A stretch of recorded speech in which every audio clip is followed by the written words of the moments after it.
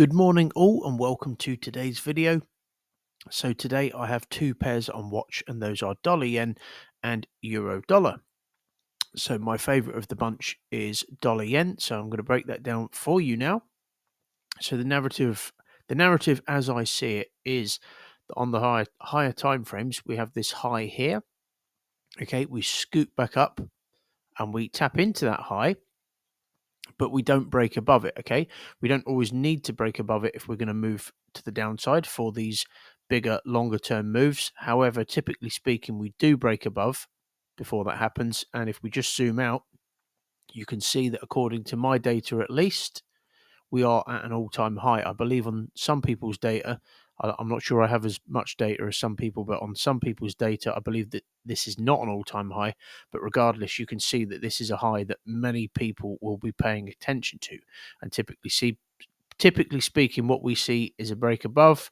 We catch people the wrong side of the market as the media gets hold of the fact that dollar yen is at an all-time high or an all-time high according to my data. That encourages people to start buying because they think it's going to keep going.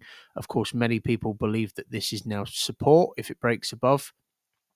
Okay, what was previously resistance becomes support apparently, and what we typically see is a break above and a washout to the downside.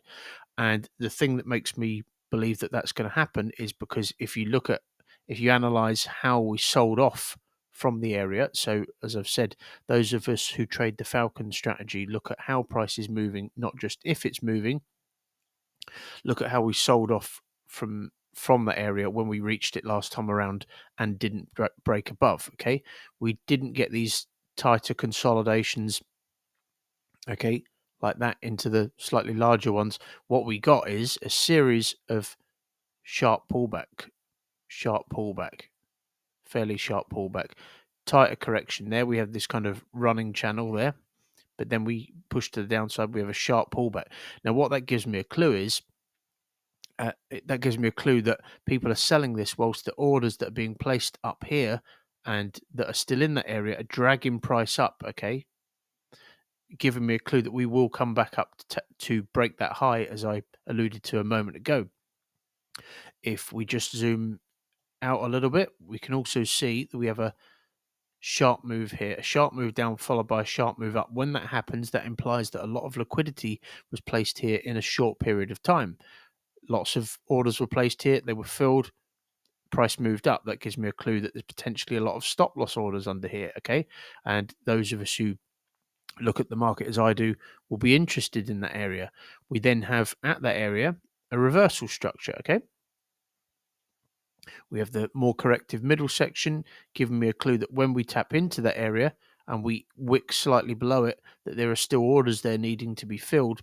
And the other clue was this 1, 2, 3 move there, where if we just measure it, the continuation leg out of the impulse correction continuation was of a similar length. Typically speaking, these are completed moves, these 1, 2, 3 moves. So if they complete at another 1, 2, 3 move, which just so happens to tap below a sharp hook point, that's a good indication that we'll likely see a move to the upside. Okay, so that ties in with the higher time frame narrative. And if we just measure the move from the high that we tapped into last time around down to the bottom of the reversal structure, you can see that where we are now, price has retraced about 75 to 80% of the move. Okay, typically speaking, if we were going to move to the downside after tapping into that high, we wouldn't pull back this far. Okay, so that's another clue that we're likely to break these all-time highs before that longer term move to the downside occurs. Okay, the other clue is that you can see here we have this move up. Price has been quite direct since the reversal structure. We've had this running channel here. We then have this structure here.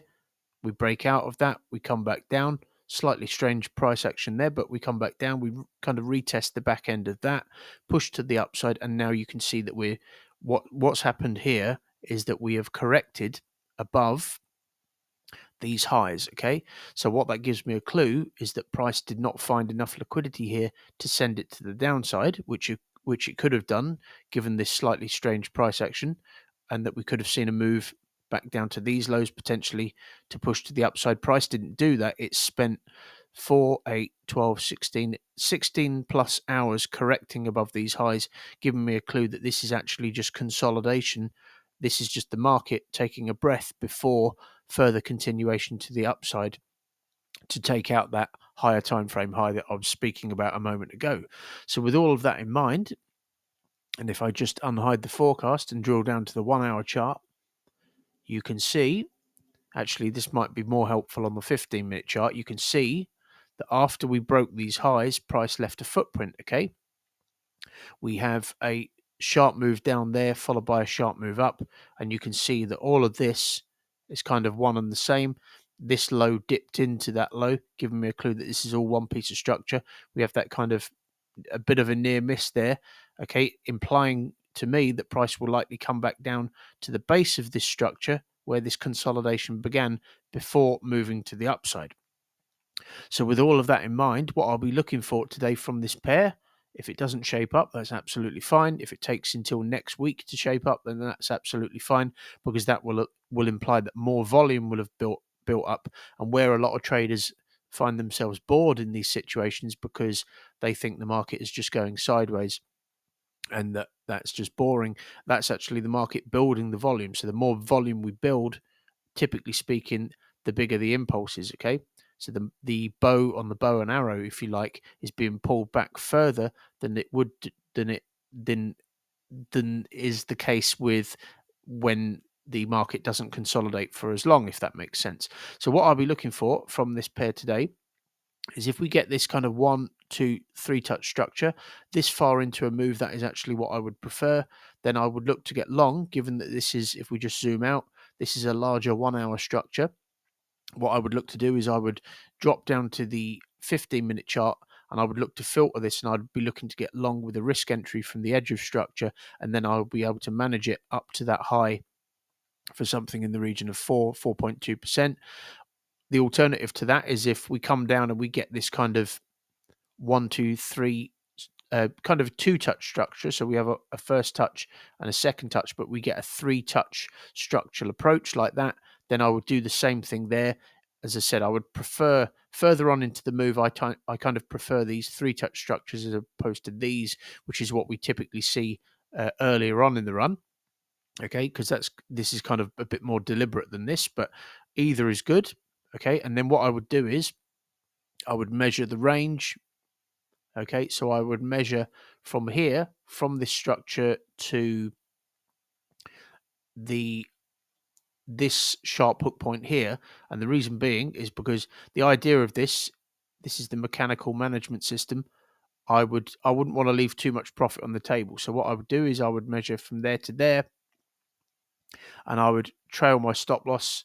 You can see there's significant profit there, but I would trail it to there. I would set a take profit there while simultaneously trailing my stop loss. And the reason I would do that, just to touch on it, is because we have a sharp move there where if you look what happened when price when that volume was triggered last time around, we had a very, very big sell-off. Okay, now what we might get is a sharp reaction from there, not necessarily to push to the downside, but perhaps we may react from that area.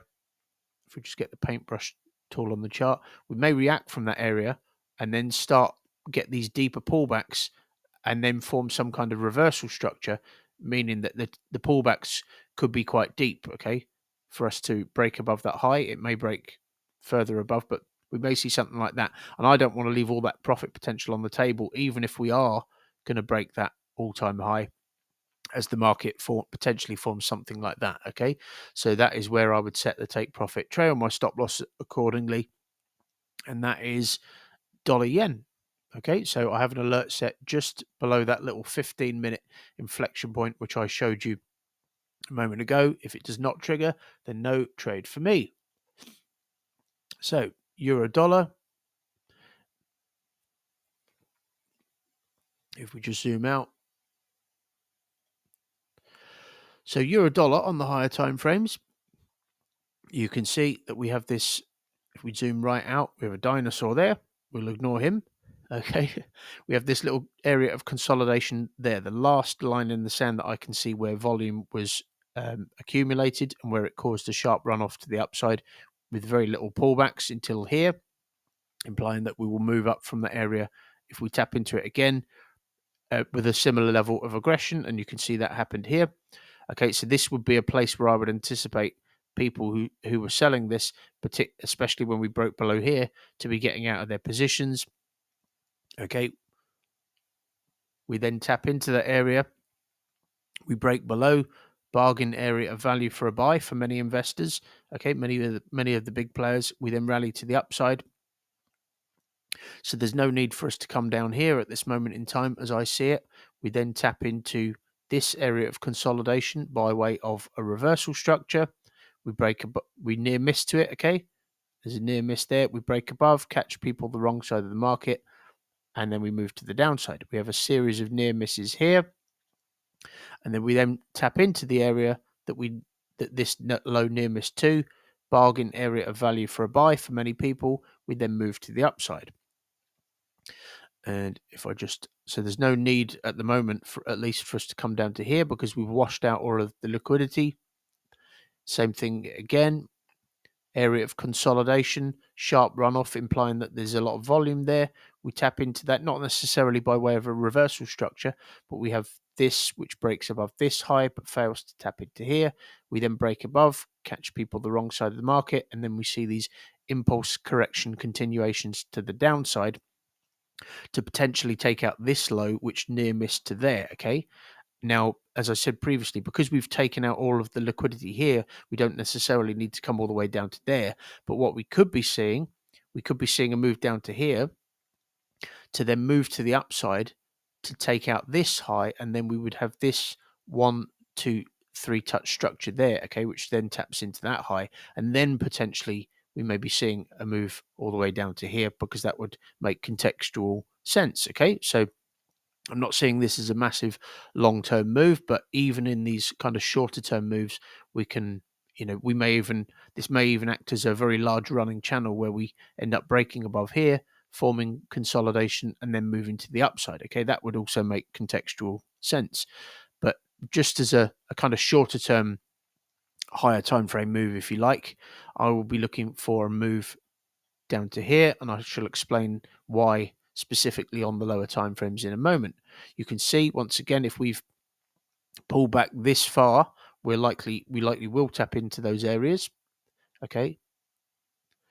One of the reasons this is lower on the list, just to touch on it, is because you can see we have actually tapped into that area and rejected from it. So this is slightly more risky in the sense that if people are getting out of their positions here, and many of the people who sold this are getting out of their positions here, to be getting short from this area is potentially a little bit more risky because you can see these kind of sharp moves. You may be in a trade and you might get a sharp move as people that got short here and were getting out here get out of their positions. So that is partly why this is lower down on the list. However, we also have to analyze how price has been moving.